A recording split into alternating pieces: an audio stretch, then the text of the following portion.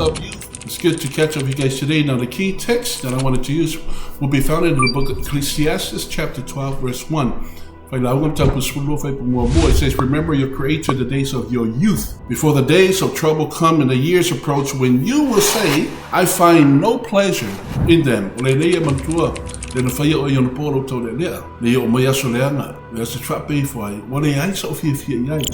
going to use this word youth in the form of an acronym. The first letter is Y, and I've selected the word yearning.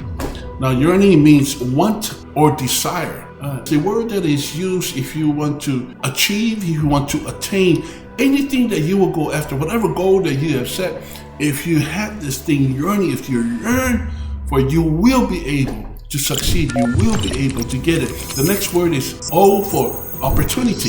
Now, opportunity, I'm going to use a very powerful quote, and I've written this quote down. It says, success is where preparation and opportunity meet.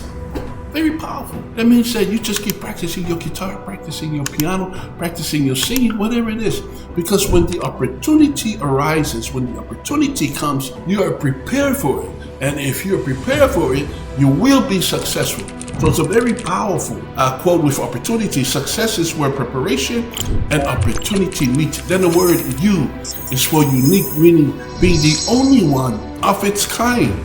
Unlike anything else, we're all different. There's about, 8 billion of us? Well, you know what? When you really look at it, we all have different fingerprints. Why? Because God is so into us. We're all different. And that means that He wants to really spend time with each and every one of us, and teach for talent.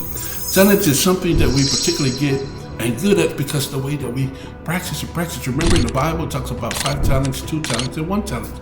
The guy was given 5, he went and invested his talent, got the other 5. The guy with 2, he went and invested and do some trading, do whatever. He got another 2. But the guy with 1 talent, he went and buried it. And I want you to know that if you bury the talent that you have, God's going to give it to someone else. We don't want that talent. And the last thing is hope. Now, Richard, when you are struggling and thinking about giving up, remember the power of hope. Let your hope, not your hurts, shape your future.